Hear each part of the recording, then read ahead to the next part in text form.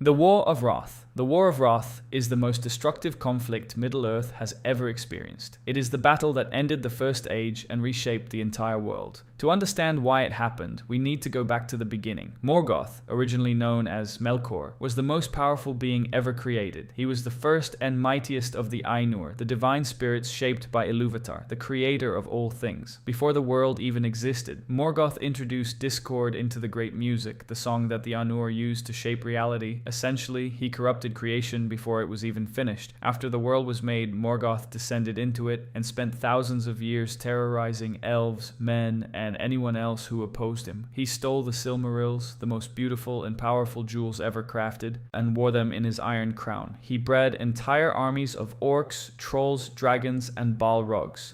For centuries, the free peoples of Middle-earth tried to stop him. They failed every single time. After the fall of Gondolin, the last great elven kingdom, the situation was desperate. A half-elf named Arundel sailed across the sea to the Undying Lands and begged the Valar, the gods of Middle-earth, for help. This was a journey that was supposed to be impossible. No mortal or elf had ever been permitted to set foot in the Blessed Realm and live, but the Valar listened. They assembled the greatest army that has ever existed in Tolkien's world. The host of the Valar marched into Middle-earth alongside the Elves of the West, and the war that followed was catastrophic. The fighting was so violent that it physically broke the continent of Beleriand. Mountains were flattened, rivers were swallowed, entire kingdoms sank beneath the ocean. Morgoth unleashed his winged dragons for the first time, led by Ankh-Elägon the Black, the largest dragon to ever live.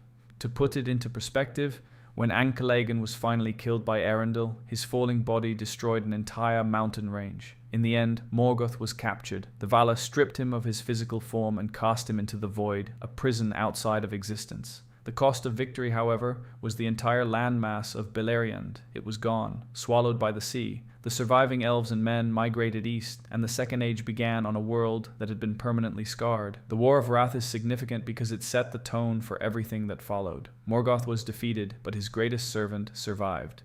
That servant's name was Sauron.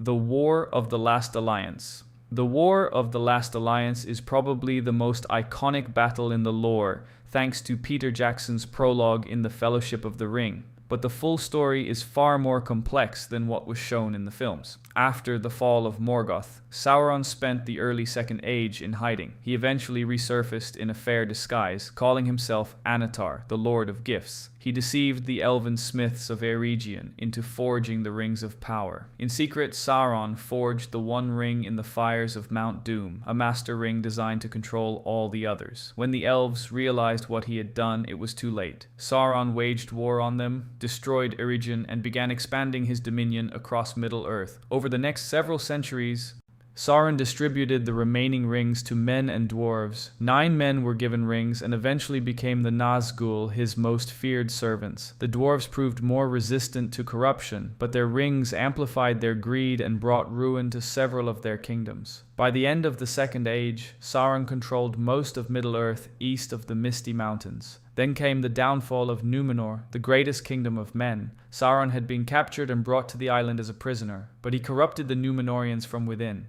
He convinced their king to sail west and invade the Undying Lands. Ilúvatar himself intervened, sinking the entire island beneath the sea. Sauron's physical body was destroyed, but his spirit survived and returned to Mordor, where the One Ring anchored his existence.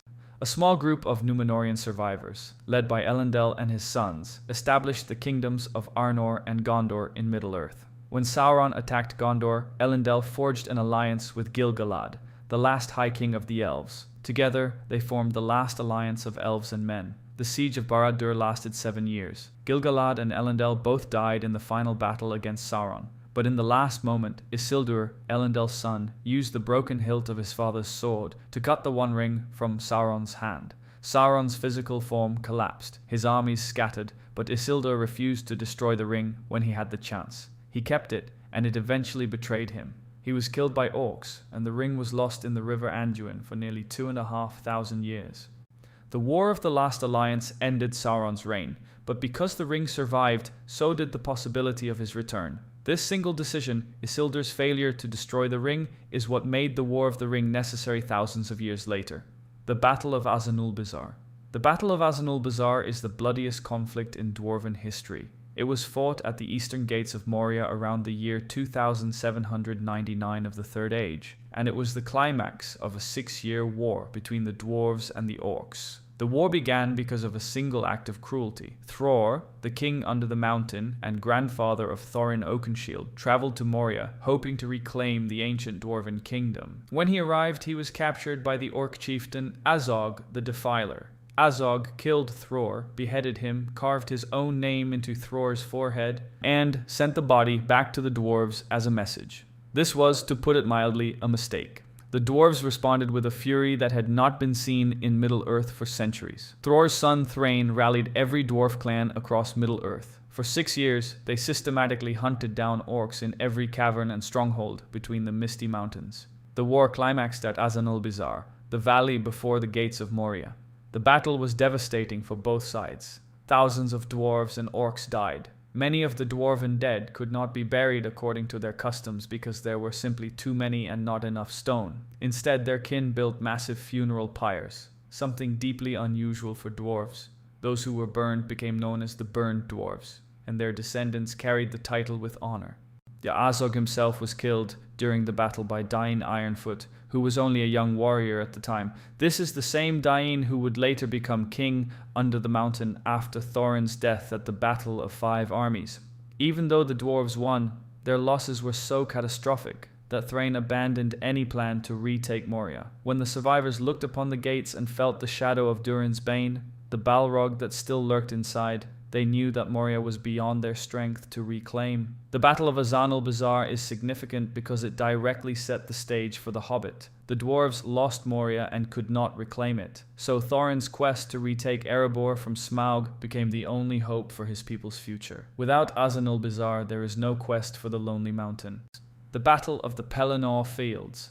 The Battle of the Pelanor Fields is the largest battle of the War of the Ring and one of the most dramatic moments in the entire Legendarium. It was fought on the fields before Minas Tirith, the capital of Gondor, and it determined whether or not the free peoples of Middle-earth would survive long enough to see the ring destroyed. Sauron's forces, commanded by the Witch King of Angmar, besieged Minas Tirith with an army that vastly outnumbered the city's defenders. They brought Grond, a massive battering ram named after Morgoth's ancient weapon, and used it to break through the gates of Minas Tirith. The Witch King rode through the shattered gates himself, and no one dared to challenge him. No one, except Gandalf. The arrival of the Rohirrim changed the battle entirely. King Theoden led 6,000 horsemen in a charge that is considered one of the most iconic moments in fantasy literature.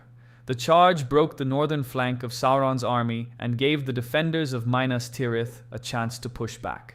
However, Sauron had planned for this. The Haradrim arrived with their massive war elephants, the Mumakil, and the battle turned chaotic. During the fighting, the Witch King confronted Theoden and killed him. This is where one of Tolkien's greatest moments happens. Éowyn, who had disguised herself as a male soldier to ride into battle, stood between the Witch King and her fallen king. The Witch King declared that no living man could kill him. Éowyn, of course, was not a man. With the help of the Hobbit Merry, who stabbed the Witch King from behind with a blade forged specifically to harm him, Éowyn drove her sword into the Wraith's face. The Witch King, the most powerful of the Nazgul and Sauron's greatest servant, was destroyed. Even after the Witch King fell, the battle was not over. Sauron's forces still held numerical superiority. It was the arrival of Aragorn with the army of the dead that finally turned the tide. The Ghost Army swept through Sauron's remaining forces and the siege was broken. The Pelanor Fields is significant not only because it saved Gondor, but because it bought the time that Frodo needed to reach Mount Doom.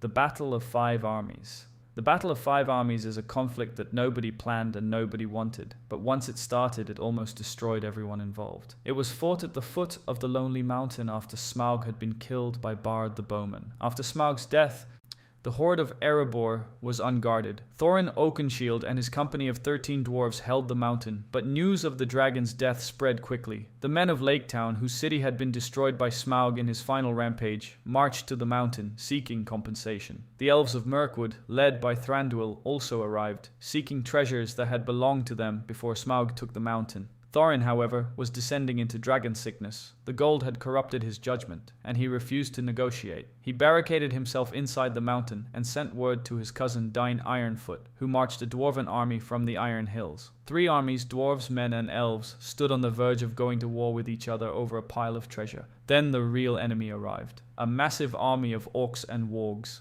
led by Bolg, descended from the misty mountains. The 3 armies had no choice but to unite against the common threat. The fighting was brutal, and the outcome was uncertain until the eagles and Bjorn, the skin changer in bear form, arrived and crushed the orc forces. The victory came at a heavy cost. Thorin was mortally wounded and died shortly after the battle, finally freed from the gold's corruption. His nephews Fili and Kili also fell defending him. Thorin's last words to Bilbo were a farewell and an apology. After everything, he realized that the treasure was not worth the blood that had been spilled for it. The Battle of 5 Armies is significant because it united the northern free peoples against the Shadow. If the orcs had won, Sauron would have had a clear path through the north during the War of the Ring. This is something Gandalf understood. His support of Thorin's quest was never really about the gold. It was about making sure the North could defend itself when the real war came.